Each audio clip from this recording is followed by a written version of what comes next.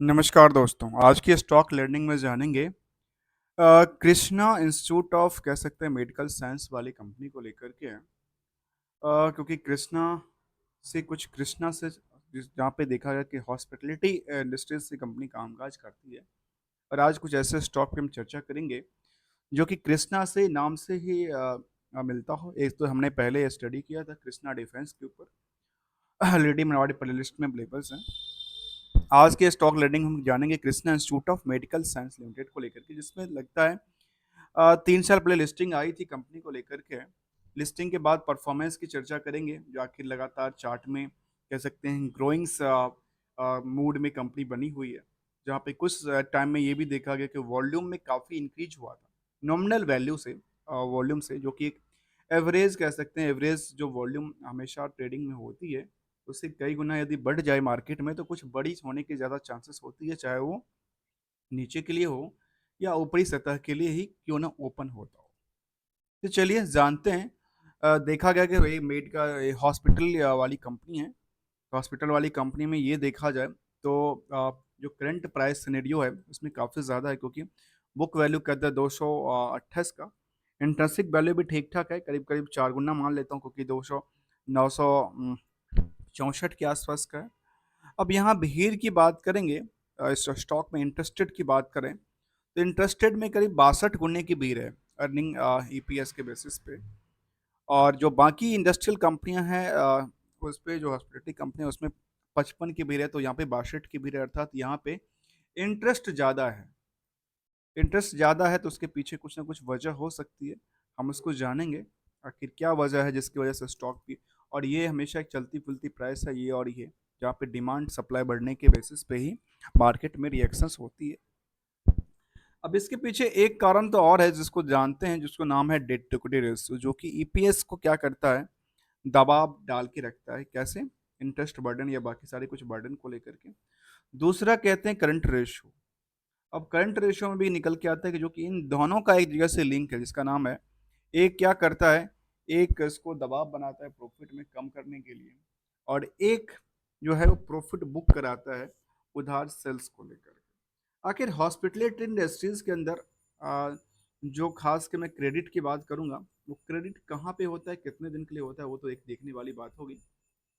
चलिए, जहाँ पे रिस्क फैक्टर की देखेंगे क्या कहती है उसको लेकर के। जो इंटरेस्टेड बात थी वो ये थी, जहाँ पे भीड़ पीयर्स की कंपेरेटिव काफ़ी बेहतर है। और एक चीज़ और देखा जाए तो यहाँ पे निकल के आती है कि प्रमोटर्स होल्डिंग बहुत बड़ी तगड़ी नहीं है, करीब 38% के आसपास ही है, जबकि नंबर ऑफ शेयर करीब 8 करोड़ के आसपास। 8 करोड़ में केवल 38% की होल्डिंग प्रमोटर्स की है। और उसमें भी से 38% में प्रमोटर ने करीब 16% होल्डिंग को प्लेज करके रखा हुआ है। अब आती है फ्रेश वैल्यू के बेसिस पे देखा गया तो ये कितना, करीब करीब 4 गुना क्या करता है, अर्निंग करता है। और इस 4 गुने अर्निंग के बेसिस पे 62 गुने की भीड़ खड़ी हुई, जिसकी वजह से करंट प्राइस सिनेरियो में ये निकल के आती है। अब हायर टू हायर भी देखें तो लगातार हायर टू हायर टच करती है, मतलब लगातार यहाँ पे क्या हो रही है, डिमांड बनती नजर आती है। इसके इससे इससे पहले एक नज़र डालते हैं, क्योंकि 2-3 साल पहले इसका आईपीओ आया था। कहती है कृष्णा मेडिकल इंस्टीट्यूट लिमिटेड जो है was incorporated in the year 1973 में बनी थी, जो one of the largest corporations health care group in the Andhra Pradesh and the Telangana में इनका कामकाज है। Term of the patient treated and the treatments जो कि ऑफर्ड करती है। अब आते हैं इसको सिलसिला को आगे बढ़ाते हुए, और अभी तक आपने यदि चैनल को सब्सक्राइब, वीडियो को लाइक नहीं किया तो कर लीजिए, क्योंकि यहाँ पे हमने वॉल्यूम को देखा कि काफ़ी वॉल्यूम में कई बार इंक्रीज हुई है। और इंक्रीज के बाद मार्केट ने सेंटिमेंटल दोबारा इसको ऊपरी सतह के लिए लगातार टच करती, मतलब कह सकते हैं ग्रोइंग्स लेवल पे कंपनी बनी हुई है। अब कई सारे सवाल होते हैं, क्या अभी भी ये यहाँ पे सस्टेन कर पाएगी? तो आखिर यहाँ पे देखने वाली बात ये होती है, जो मोटिव क्या है और टारगेट क्या है, क्योंकि स्टॉक मार्केट की एक ही रूल है। रूल ये है, जो आपको टर्म टारगेट देखना है या ग्रो टारगेट देखना है। ग्रो के साथ साथ यहाँ पे एक और कंडीशन होता है जिसका नाम है एसएल, स्टॉप लॉस जिसको कहते हैं। यदि कोई स्टॉक अपनी टारगेट को अचीव नहीं कर पा रही और उसमें क्या लगातार ये सिलसिला चालू हुआ, तो फिर वहाँ के एसएल की पोजीशन बनती है, हमेशा बनती है। इसीलिए हमेशा लोग एसएल करते हैं, रख के रहते हैं। कितने भी बड़ी टारगेट होगी ना तो उसका एसएल भी रखते हैं। यदि इनकेस मार्केट ऐसा होता है तो फिर एसएल किया जा सकता है। आते हैं पीएस को कंप्लीट करते हुए। Apollo hospital, max health care and the Fortis जैसे बड़ी इंडस्ट्रीज हैं। इन सबको कंपेयर करने के बाद देखा जाए तो पी में सबसे ज़्यादा यदि भीड़ किसी के पास है तो वो भीड़ की बात कर रही है। करीब करीब अपोलो के अंदर करीब भीड़ पॉली मेडिक्यू के अंदर कर रही है। यहाँ भी भीड़ की कमी नहीं है, करीब करीब 62 के आसपास की भीड़ है एवरेज बाकी कंपनियों से। क्वार्टरली रिजल्ट की तरफ देखेंगे आखिर इसका इंडस्ट्रीज में जो आंध्र प्रदेश तेलंगाना में इनका कारोबार है उसमें कितनी ग्रो लेवल इनके पास बनी है। तो ये देखा जाए तो जून से जून को कंपेयर करें तो इसके बारे में देखा जाए तो ये कहती है नियर अबाउट थोड़ा सा कह सकते हैं 10%, 10% से ज़्यादा था, 12% मान लेते हैं, 12% का वाई वाई में ग्रोथ था। क्यू और क्यू की ग्रोथ की बात करें तो इसमें कहती है यहाँ पे भी करीब करीब 10% के पास ही मान लें, 9% के आसपास होगा जो सिलसिला बड़ा है। ऑपरेटिंग प्रॉफिट की चर्चा करें तो ऑपरेटिंग प्रॉफिट में जो 26 के आसपास का आकलन था ऑपरेटिंग प्रॉफिट का वो नियर अबाउट सेम रहा। और पिछले क्यू और क्यू से कंपेयर करें तो वो बेटर किया है थोड़ा सा 10% के आसपास। आते हैं और उसको आगे बढ़ाते हुए देखा जाए तो नेट प्रॉफिट की आकलन को देखें, इसमें क्या निकल के आती है, करीब 87 करोड़ के आसपास से प्रॉफिटेबिलिटी 95 करोड़ पे जाती है। और पिछले क्यू और क्यू से लगातार सिलसिला क्या होती है, जंप करती नजर आती है, जिसकी वजह से ईपीएस में काफ़ी इम्पैक्ट और हिटेड किया जाता है जो होता है, क्योंकि हमेशा प्रॉफिट क्या होता है, बुक किया जाता है। ईयरली डेटा के बेसिस पे देखा जाए तो इसके बारे में कहती है जो सेल्स क्या ईयरली बढ़ती है, कहती है जो ऑब्वियसली बढ़ना चाहिए था तो बढ़ती है, तो लगातार बढ़ी है सिलसिला। जब से भी जिस भी पीरियड से देखें तो लगातार क्या है, ग्रोइंग्स पे है। लास्ट 12 महीने के डेटा भी ग्रोइंग्स पे है। ऑपरेटिंग प्रॉफिट मार्जिन भी लगातार इंक्रीज करती नजर आती है।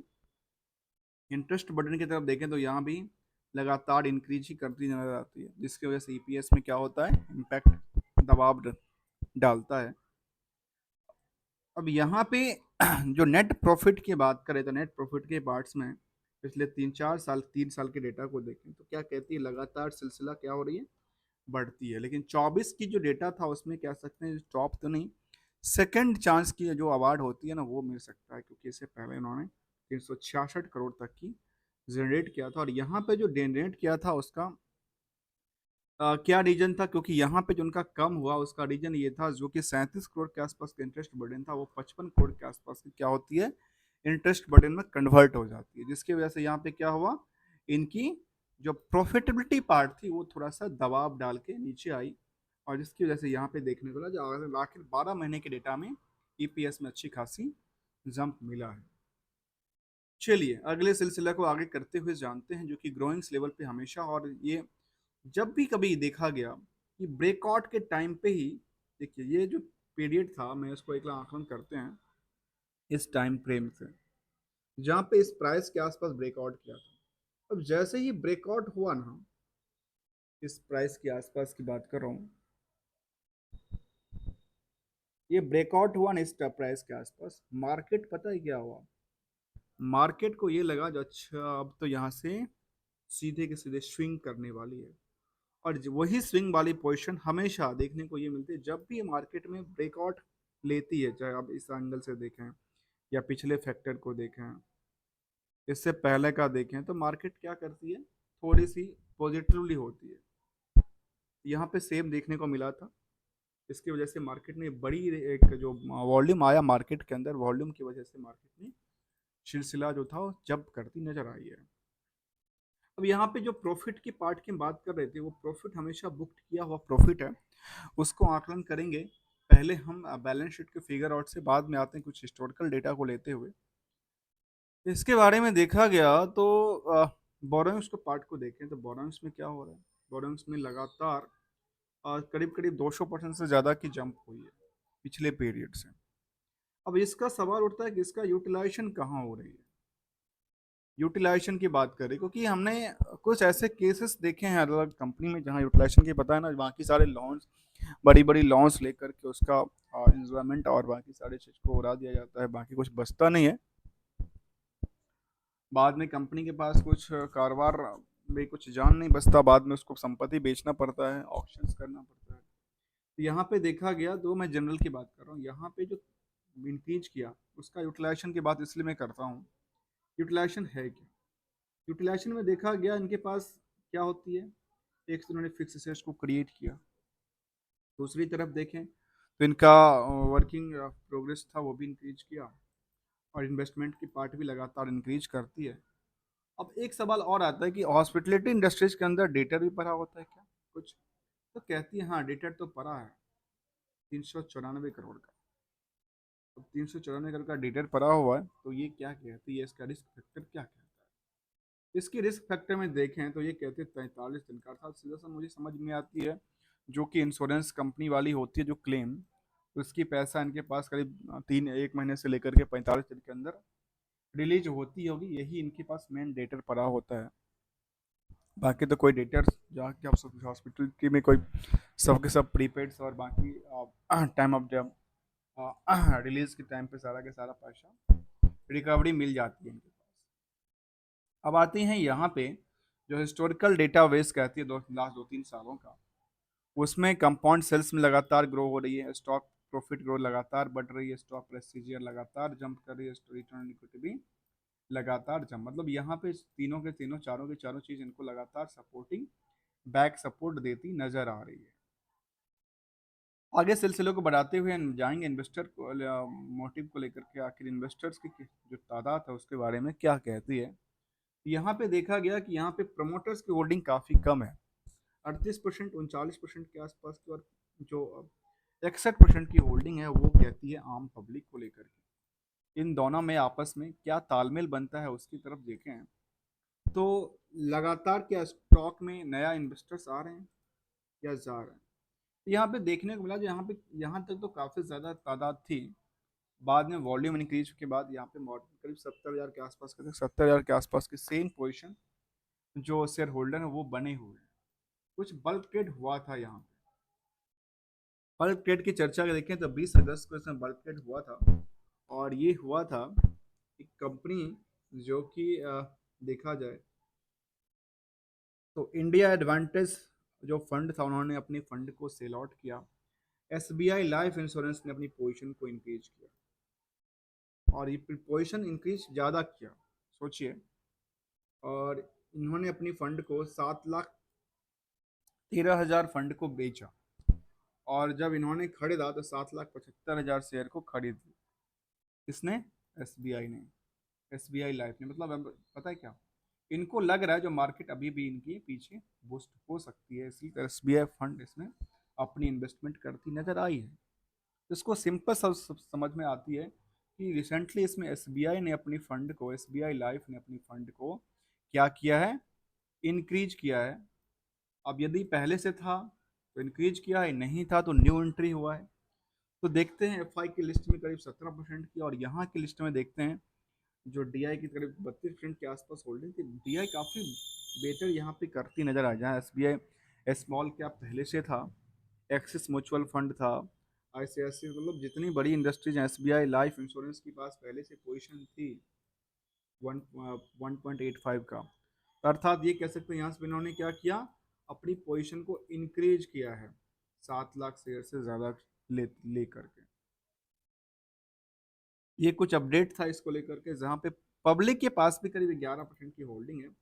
उसमें भी देखा गया कि एक वेंकटा कृष्णा कुमार, अब ये उनके कृष्णा से रिलेटेड फैमिलीज हैं या फिर प्रमोटर्स ग्रुप से हैं जिनके पास पोजीशंस हैं। तो आखिर यहाँ पे पता है क्या हुआ, यहाँ पे पोजीशन जो घटा बढ़ा उसका रीजन ये हुआ होगा जो यहाँ पे देखने को ये मिली, जो चार्ट में क्या हुआ, इससे पहले भी बल्क ट्रेड हुआ था, बड़ी सी ट्रेडिंग हुई थी जब भी यहाँ पे, और यहाँ पे कह सकते हैं यहाँ पे कोशिश ने एंट्री किया इस कंपनी में, एंट्री करने वाले थे यहाँ पे बल्क ट्रेड में। ये देखने को मिला, जो बल्क ट्रेड में कौन आया था? एसबीआई लाइफ इंश्योरेंस आई थी, अभी रिसेंटली आई है 20 अगस्त को। और जो चार्ट भी है ना वो 20 अगस्त का चार्ट है, जहाँ पे वॉल्यूम काफी इंक्रीज किया, जबकि मार्केट उस दिन का क्या था, मार्केट में बिकवाली था। वॉल्यूम क्या हुआ, ज्यादा हुआ, लेकिन कुछ लोग बिकवाली करके निकल गए और इन लोगों ने, एसबीआई ने 7.5 लाख के आसपास की पोजीशन को इंक्लूड किया। जबकि वो जो डेटा होता है वो तो उसके बस उस हिसाब से होता है, अब इसके हिसाब से भी कुछ बल्क ट्रेड होता है कि नहीं होता है। तो यहाँ पे देखा जाए तो एनएससी के बेसिस पे, तो एनएससी के पास जो बल्क ट्रेड था उसकी बात करते हैं, ब्लॉक डील की बात करें तो यहाँ पे कोई ऐसा इन्फॉर्मेशन नहीं है। जो कि ब्लॉक डील था वो कहाँ पे था, बीएससी पे देखने को मिला था। इसीलिए हम दोनों पोर्टल को लेते हैं, आखिर बल्क डील कितना पे कब हुआ कैसे हुआ, यहाँ पे हमने इसको देखा। अब आते हैं अगले तरफ, और वो जानते हैं किसको लेकर के, इस कंपनी में जो कह सकते हैं सीधे सीधे बात, जो मार्केट में अच्छी खासी इनकी ग्रोइंग लेवल बनी हुई है। इन्वेस्टर्स में जो रिटेलर के पास हैं, जो कि खास के कहूँ रिटेलर में जो इंडिविजुअल के पास होल्डिंग है, वो क्या कहती है और वो क्या बैठे हुए हैं स्टॉक को लेकर के। तो यहाँ पे ये भी देखा गया कि इनके पास जो पोजीशन थी वो थोड़ा सा शिफ्ट किया होगा ना, क्योंकि एसबीआई ने ज़्यादा पोजीशन कनेक्ट किया, इन लोगों ने बेचा होगा। इनके पास ही पोजीशन अच्छी खासी है स्टॉक में, 26 लाख और 58 लाख के आसपास देखने को मिला है। 26 58 26 और 30 देखा जाए, 60 और 25 करीब 85 84 85 लाख के आसपास की शेयर इनके पास भी देखने को मिली, जो कि इंडिविजुअल के पास है। तो इसको कह सकते हैं Krishna institute of the medical science, जो जो डिमांड बनी उसमें डिमांड का कारण यह है जो लगातार इसमें ग्रोइंग्स लेवल रही है इसकी वजह से। और जबकि यहाँ पे ये भी देखने को मिला था इस कंपनी को लेकर के, हम इससे पहले उस पर चर्चा कर रहे थे, तो इसमें एक नज़र डालते हैं इसके परफॉर्मेंस लेवल को लेते हुए, और सेक्टर की बाकी कंपनियां हैं उसका भी परफॉर्मेंस देखते हैं क्या कहती है। यहाँ पे डेटा नहीं आता, कोई बात नहीं, हम इसको नहीं देखते हैं। हम एक में बीएससी के अंदर एक अच्छा फीचर्स है जिसको इंडेक्सेशन से मैच किया जा सकता है। उससे पहले एक नज़र सेंटिमेंटल की तरफ देखते हैं। सेंटिमेंटल के बारे में हाई वॉल्यूम इंक्रीज करती है लगातार, हाई वॉल्यूम 52 वीक की वॉल्यूम को लगातार टच करती है। बल्क डील हुआ था, ब्लॉक डील भी हुआ था 20 अगस्त को, ये अपडेट निकल के आई थी बीएससी के ऊपर। और यहाँ पे एक अपडेट्स है जहाँ पे ग्रोथ लेवल की बात करती है कॉर्पोरेट एक्शन के हिसाब से, तो नहीं, केवल केवल हम परसेंटेज ऑफ ग्रो की तरफ देखें तो वहाँ पे आती है एनालिसिस पार्ट में, आखिर जो बाकी कंपनियां हैं उनकी तादाद में उनकी परसेंटेज ऑफ ग्रो की क्या बात है। यहाँ पे देखने को मिला जो नियर अबाउट लगातार क्या कर रही है, सिलसिला बढ़ती है, लेकिन 6 महीने में क्या हुआ, जो इनकी पीएस कंपनी था उसका परफॉर्मेंस अच्छा रहा। एक साल में वाईटीडी में इनका परफॉर्मेंस अच्छा रहा, फिर यहाँ भी परफॉर्मेंस अच्छा, लेकिन ओवरऑल यदि 2 साल की डेटा को देखें या 3 साल के डेटा में, तो इनकी परफॉर्मेंस क्या हो रही है, कृष्णा मेडिकल्स की जो परफॉर्मेंस है लगातार इंक्रीज करती नजर आई है। आज की स्टॉक लीडिंग में हम यही जान रहे थे Krishna institute of medical science को लेकर के, जिसमें लगातार ग्रोइंग मूड बनी हुई नजर आती है चार्ट के बेसिस पे, जो कि हमेशा कुछ ना कुछ ब्रेकआउट, कई बार ब्रेकआउट